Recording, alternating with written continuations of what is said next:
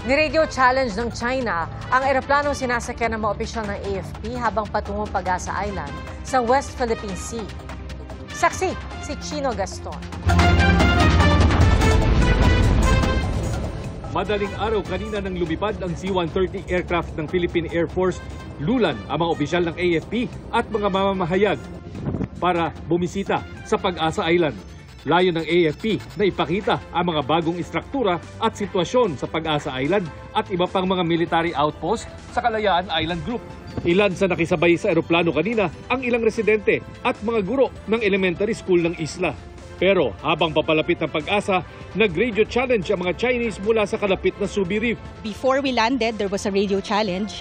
There was one radio challenge that occurred, but hindi na to nag-prosper. And with that, ang sagot naman ng ating mga piloto is, of course, we are testing pa rin, no? And upholding our sovereign. With this, we have conducted itong media-embedded maritime patrol na makita talaga natin itong situation in the area. Halos tapos na ang airport control tower ng isla at kompleto na rin ang 3 kilometrong haba na runway. Kasalukuyang pinapahaba pa ang dulo nito para makalapag ang mas malalaking eroplano.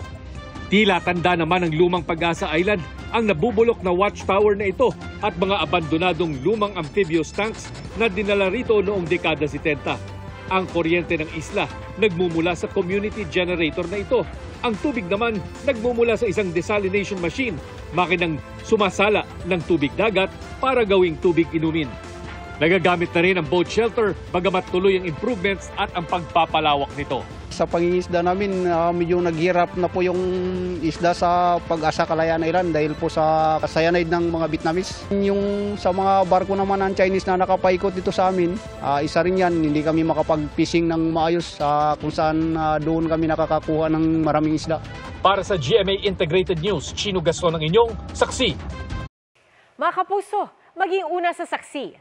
Mag-subscribe sa GMA Integrated News sa YouTube para sa iba't ibang balita.